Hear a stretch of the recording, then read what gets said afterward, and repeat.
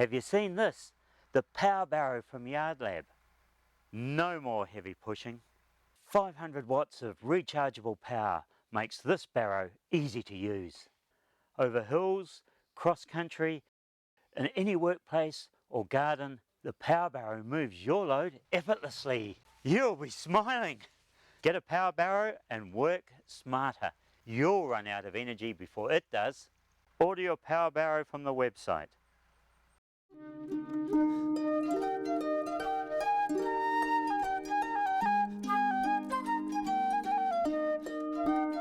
All right, Mike, for us to get the right solution here, we need to understand the property. So let's start with the house. What are we talking? We're talking about 150 square metres, 2 bathrooms, but one of the problems that we do have is that got upstairs room as well, so you've got to get the water up to there. So there's a bathroom upstairs. Aye, yes. Important to know. Yeah. Okay, number of bedrooms? 1, 2, 3, 4 bedrooms. 4 bedrooms, okay. What about, are there any outbuildings that have ablutions in them? Not yet, but I think that's going to be planned along the way from what the owners tell me, yep. All right. So what about land area? How much space is on this lifestyle block? There's 2.5 acres, or should we say 1 hectare, so it spreads around a lot of flat, but also the little valley where we've just been down with the spring. So another important thing to understand in someone's needs is around emergency water supply. Some people are bothered, some aren't. What's the situation here? They would love to make sure there's enough water so that they can have good coffees. They would like to be able to shower and have a supply that if something happens, especially in the middle of the night, they don't have to go down to the spring. So it's important to be able to get out, buckets ready to flush toilets and all that sort of thing as well. Right. So there's 2 different elements of emergency here. I think we've got Davis pump failure, which means you're not lifting water out of the gully anymore. But then you've got a larger event where there's no electricity and stuff. So we'll take a look at how we can manage both of those things. What about back up around the house? I noticed on the way in it still sort of seems to be under development. What do they want to do in terms of gardens? Are they going to be heavy sprinkler users? Well, they're horticulturalists. They're planning, my understanding, is little nursery and also a bit of an orchard and some lovely gardens to sit back and enjoy. So water right up in the dry times to keep that lushness, very important. Sure. Probably lucky last for this moment is the idea of drinking water from a spring is quite romantic.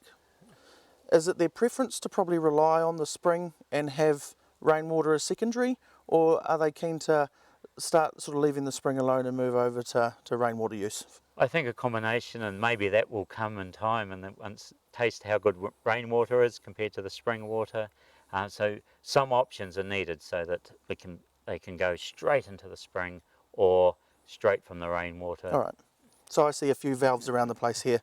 Yes, definitely, so that you can go one way, other way. It's, keeps life interesting. All right, let's go draw a picture. Aye, let's do it.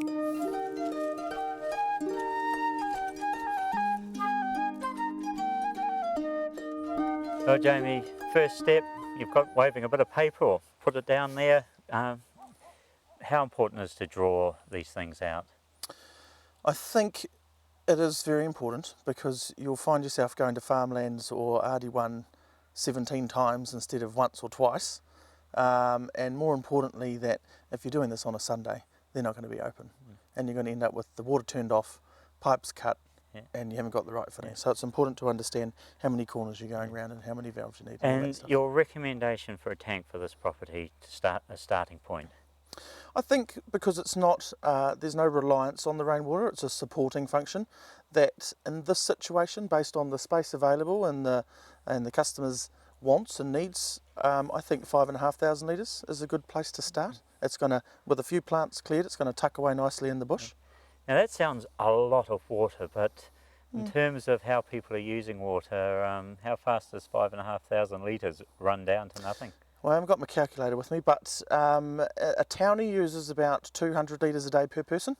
That's washing up, dishwasher, showers, washing machine, the whole shooting box, watering the garden. Once you go out into the country, for whatever reason, people become a bit more sensible, and that goes down to about 140 litres per day per person. So my little bit of quick maths, someone in the town, 5 days, they're going to empty a tank if there's no rain. So it's important, that backup that you spoke about just before from another supply. With that size tank, I mean, if this situation was different and they relied 100% on rainwater, then we would be looking at scoping exactly how much consumption they're going to go through. Inevitably, I mean, ideally, when you've got a reliance on rainwater, you're looking at two 25,000 litre tanks. 50,000 litres would make you bulletproof and keep the sheep wet in the summertime. So a lot of people get by just fine with 25 because they're a bit more prudent and a bit more conscious of it. So a few things to consider. In this case, there's plenty of room for scale. They can see how they go. If they like what's happening, they can put more tanks in at a later stage. Well, Jamie, we've got the circle here, and obviously that's your schematic for the tank. What are all the other little crisscrosses and things, and what are we trying to achieve there? Well, just a very rough sketch really. We're just understanding the lay of the land, where's the water main currently, little symbols representing valves and other fittings, non-return valves and things like that to help us do our shopping list. You can see lots of opportunity here with valves to isolate water supply and focus on where you want it from, whether it be spring or from rainwater. Here we're facilitating the need for, if there was no electricity, that you'd have a gravity system and be able to fill buckets and kettles and things like that from a tap straight out of the tank.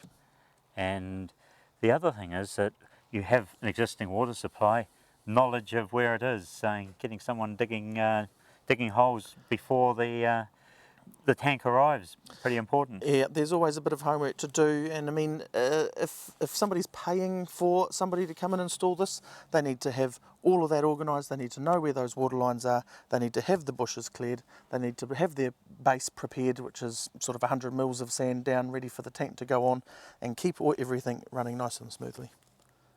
In this situation, we're also putting in another pump in the line. So what we're going to be doing is we're going to be lifting water from the spring with the Davis pump. We're going to be putting it in the tank. Then we're going to be using a nice new Grundfos pump that's got plenty of pressure to be pumping up to the second story of the home. We're going to see more consistent and better pressure in the home. That sounds absolutely brilliant. They're going to have a great result. Yes.